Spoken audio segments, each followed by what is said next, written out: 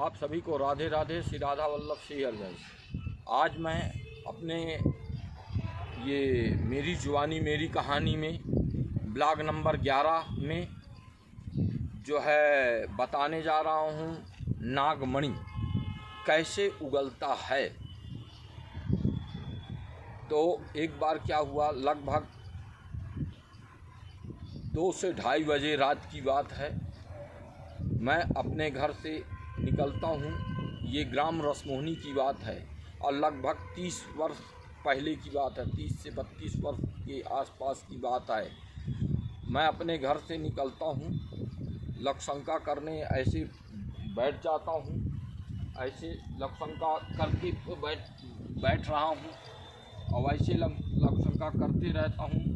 तो कुछ समयोपरांत हमको जो है बड़ा तेज से किर्र की आवाज़ सुनाई पड़ता है। ऐसा लगा कोई पीछे से हमारे किर्र रहा है। अब क्या चीज़ है, इसके पहले ऐसा हमने आवाज़ सुना नहीं था। जीवन में हमें पहली बार आवाज़ सुना।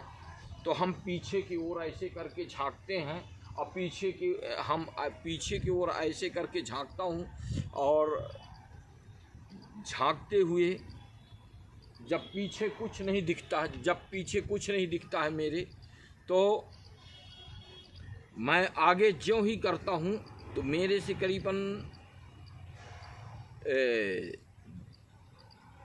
30 फीट दूर, 25 से 30 फीट दूर में प्रकाश पुंज हो जाता है। करीबन 1.5 बेमा का, सीधे कह दिया जाए कि 2 मीटर के चारों ओर प्रकाश फैल जाता है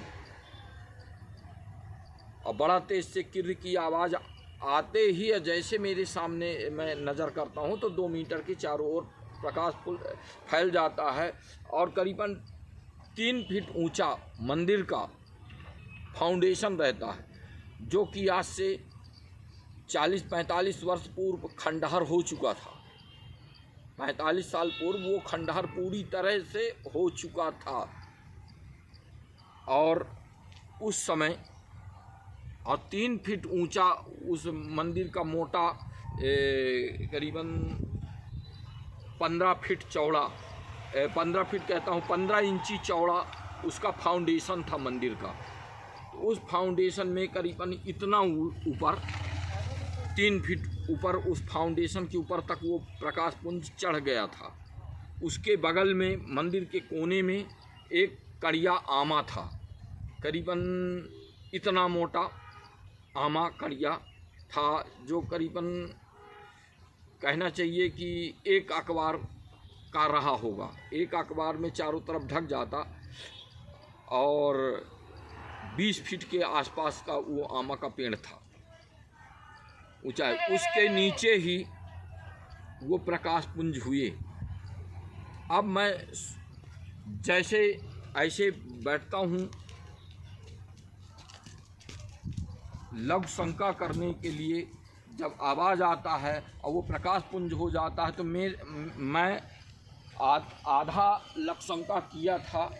आधा लक्षशंका किया था कि उसी वक्त मैं भयभीत हो गया उस प्रकाश को देखकर, और भयभीत होकर अपने आप मेरे ये ऐसे कदम उठ गए और उठ के ऐसे अपने आप कदम मेरा पीछे की ओर चलने लगे और जाके चलते ऐसे देखते जाता था धीमी गति पर, चलते हुए अपने घर में और किवाड़ा मैं खोल लेता हूँ और धीरे से, और किवाड़ा के अंदर जब पहुंच जाता हूं तब मेरे को जो है किवाड़ा खोल के अंदर पहुंच जाता हूं तो मेरे नज़दीक सोचने की कुछ क्षमता आती है मेरे को। मैं पूरा सोचने की क्षमता ही खो बैठा था, इतना डर के मारे कि क्या है कैसे, बस मैं अंदर चला गया।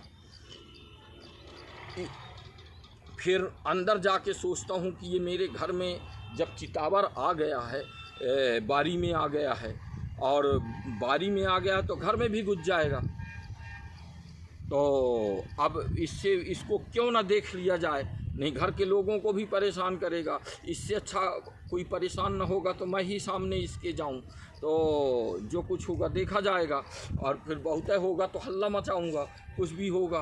तो ऐसे करके मैं धीरे उसी गति से धीरे धीरे पाँव से ऐसे उसको देखते ऐसे दबे पाँव से देखते रहा, और देखते देखते आगे बढ़ रहा था। तो हमारे यहाँ करीबन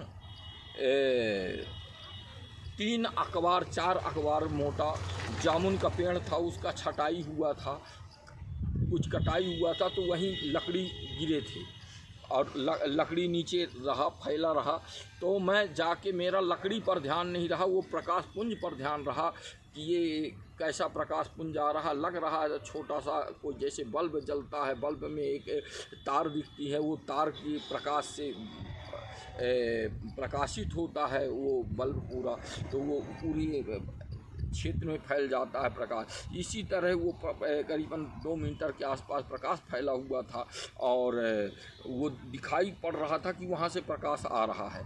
इतना मैं अच्छे से देखा, परंतु मैंने नाग को नहीं देखा, नाग मेरे को नहीं दिखा। और उसी तरह से जैसे मैं उस लकड़ी से टकराया, लकड़ी से टकरा गया, क्योंकि मेरा वो प्रकाश पुंज पर ध्यान था और लकड़ी पर ध्यान नहीं था, और मैं चलते जाता और टकरा गया, तो चट की आवाज़ लकड़ी की आई। तो लकड़ी की जैसे चट की आवाज़ आई, तैसे वो प्रकाश पुंज लुप्त हो गया।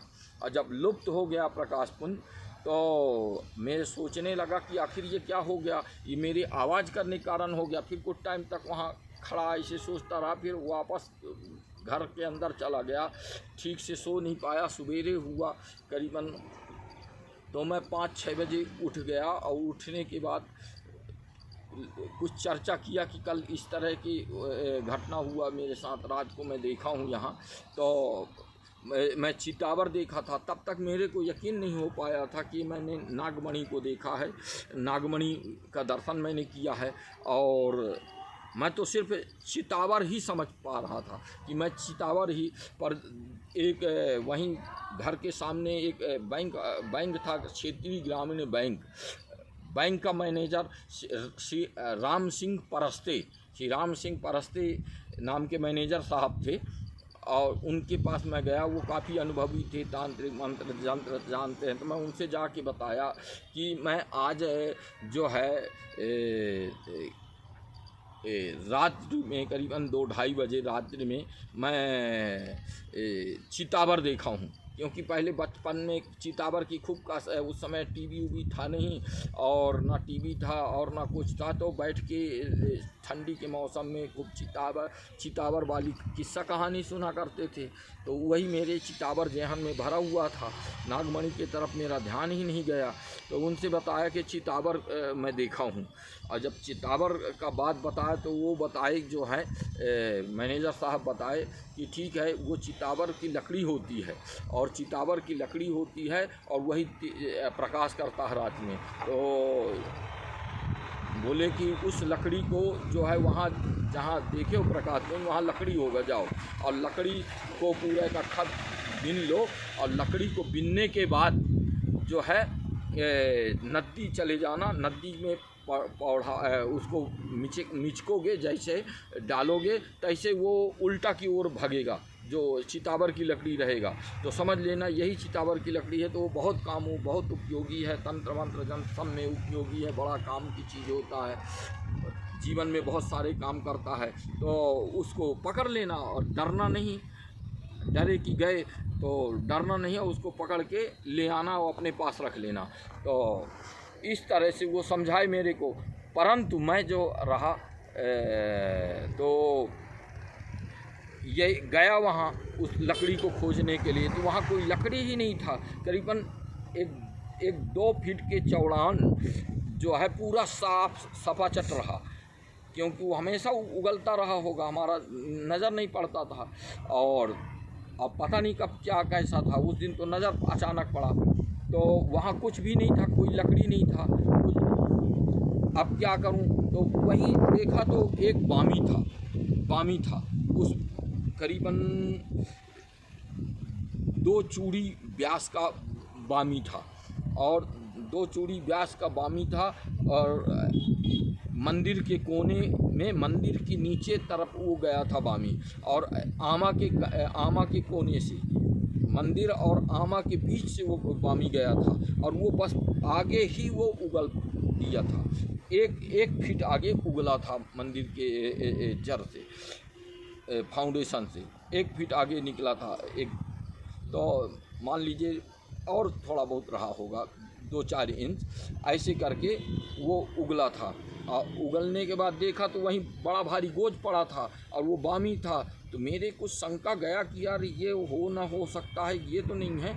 ऐसे करके आके मैं बताया वहाँ की, वहाँ तो कोई लकड़ी उकड़ी नहीं है, कुछ भी नहीं है, परंतु वो शंका बना रह गया मेरे। फिर अंत में जो हमारे घर के आसपास लोग जाते थे तो घुसा रहता था, क्योंकि वो कहीं नहीं जाता था, वो उसी में रहता था, और उसी में जब रहता था तो कई बार लोगों को देखने मिल जाता था, बाहर मुंह निकाल लेता था, तो वो उसका मुंह दिख जाता था। तो लोग बताते थे ऐसे करके कि हाँ आज हमको यहाँ उस जगह दिखा है, तो हमको ये क्लियर हो गया कि हमने नागमणि का दर्शन किया है हमने, और वो किरता है उगलने के पहले, प्रकाश करने के पहले वो किरता है, और जो उसका प्रकाश होता है मणि का, तो दीपक की तरह, तो सारे कीड़े मकोड़े वहाँ आके और इकट्ठा हो जाते हैं, तो उन्हीं को वो चरता है, उसी से वो पेट भरता है, आती तो और इधर उधर कुछ नहीं जाता, न कहीं कोई चीज़ खाता पीता, वो सिर्फ कीड़े मकोड़ों को चरता है। और अब आपने वाणी को यहीं विश्राम देता हूँ। आप सभी को राधे राधे। इस वीडियो को मैं आप सबसे शेयर करके शायद और किसी के साथ ऐसा हुआ हो और मतलब उगलते देखा हो किसी ने, तो वो मेरे अपने उसको शेयर करे मेरे साथ। और मैं आपको सबको जानकारी देता हूँ कि जब नाग उगलता है मणि को, तो बड़ा तेज किर्र की आवाज़ उगलने के पहले वो करता है, और कम से कम 100 मीटर तक उसकी आवाज़ सुनी जा सकती है, इतना तेज नाग आवाज़ करता है उगलने की पूर्व। आप सभी को राधे राधे। श्री राधा वल्लभ, श्री हरवंश, जय जय श्री हरवंश। आप सभी के लिए शुभकामनाएं।